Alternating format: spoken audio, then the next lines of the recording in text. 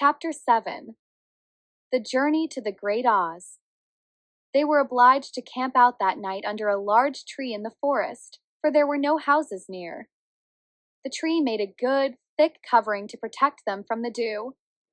And the Tin Woodman chopped a great pile of wood with his axe, and Dorothy built a splendid fire that warmed her and made her feel less lonely. She and Toto ate the last of their bread, and now she did not know what they would do for breakfast.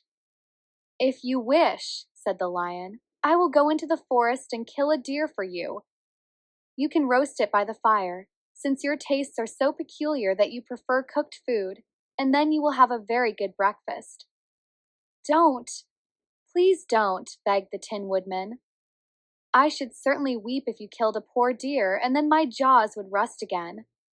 But the lion went away into the forest and found his own supper, and no one ever knew what it was, for he didn't mention it.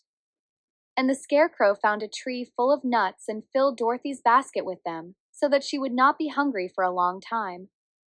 She thought this was very kind and thoughtful of the Scarecrow, but she laughed heartily at the awkward way in which the poor creature picked up the nuts. His padded hands were so clumsy and the nuts were so small that he dropped almost as many as he put in the basket. But the Scarecrow did not mind how long it took him to fill the basket, for it enabled him to keep away from the fire, as he feared a spark might get into his straw and burn him up. So he kept a good distance away from the flames, and only came near to cover Dorothy with dry leaves when she lay down to sleep. These kept her very snug and warm, and she slept soundly until morning. When it was daylight, the girl bathed her face in a little rippling brook, and soon after they all started toward the Emerald City. This was to be an eventful day for the travelers. They had hardly been walking an hour when they saw before them a great ditch that crossed the road and divided the forest as far as they could see on either side. It was a very wide ditch, and when they crept up to the edge and looked into it, they could see it was also very deep, and there were many big, jagged rocks at the bottom. The sides were so steep that none of them could climb down, and for a moment it seemed that their journey must end. "What shall we do?" asked Dorothy despairingly.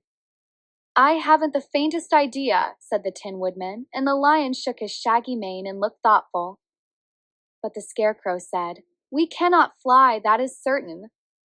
Neither can we climb down into this great ditch. Therefore, if we cannot jump over it, we must stop where we are." "I think I could jump over it," said the Cowardly Lion, after measuring the distance carefully in his mind. "Then we are all right," answered the Scarecrow, "for you can carry us all over on your back, one at a time." "Well, I'll try it," said the lion. "Who will go first?"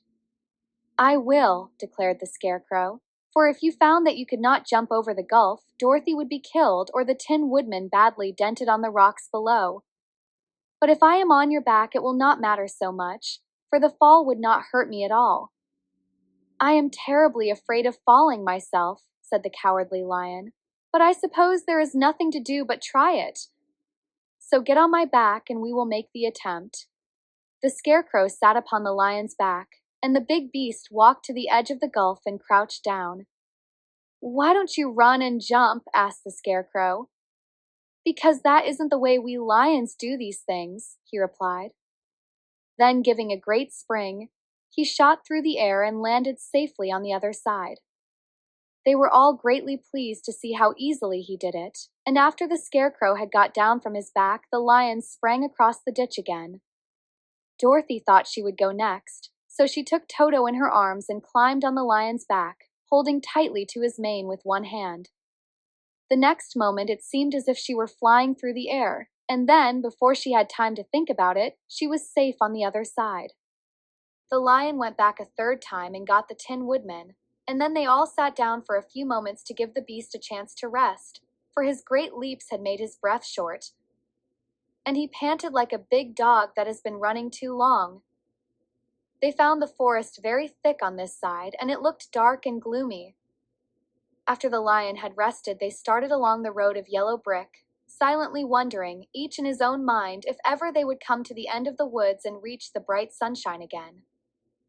To add to their discomfort, they soon heard strange noises in the depths of the forest, and the lion whispered to them that it was in this part of the country that the Kalidas lived. What are the Kalidas? Asked the girl. They are monstrous beasts with bodies like bears and heads like tigers, replied the lion, and with claws so long and sharp that they could tear me in two as easily as I could kill Toto. I'm terribly afraid of the Kalidas. I'm not surprised that you are, returned Dorothy. They must be dreadful beasts. The lion was about to reply when suddenly they came to another gulf across the road. But this one was so broad and deep that the lion knew at once he could not leap across it. So they sat down to consider what they should do, and after serious thought the Scarecrow said, "Here is a great tree standing close to the ditch. If a Tin Woodman can chop it down so that it will fall to the other side, we can walk across it easily." "That is a first-rate idea," said the lion. "One would almost suspect you had brains in your head instead of straw."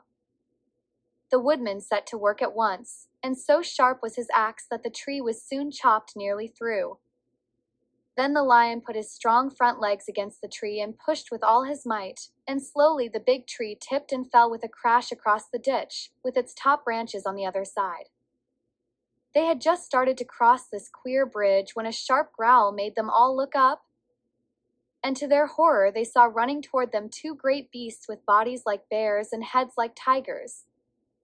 "They are the Kalidas," said the Cowardly Lion, beginning to tremble. "Quick!" cried the Scarecrow. "Let us cross over." So Dorothy went first, holding Toto in her arms, the Tin Woodman followed, and the Scarecrow came next. The lion, although he was certainly afraid, turned to face the Kalidas, and then he gave so loud and terrible a roar that Dorothy screamed and the Scarecrow fell over backward, while even the fierce beasts stopped short and looked at him in surprise.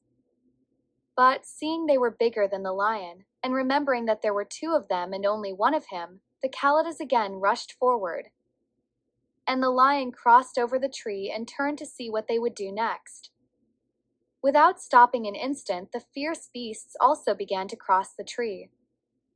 And the lion said to Dorothy, "We are lost, for they will surely tear us to pieces with their sharp claws. But stand close behind me, and I will fight them as long as I am alive." "Wait a minute," called the Scarecrow. He had been thinking what was best to be done, and now he asked the woodman to chop away the end of the tree that rested on their side of the ditch. The Tin Woodman began to use his axe at once, and just as the two Kalidas were nearly across, the tree fell with a crash into the gulf, carrying the ugly, snarling brutes with it, and both were dashed to pieces on the sharp rocks at the bottom.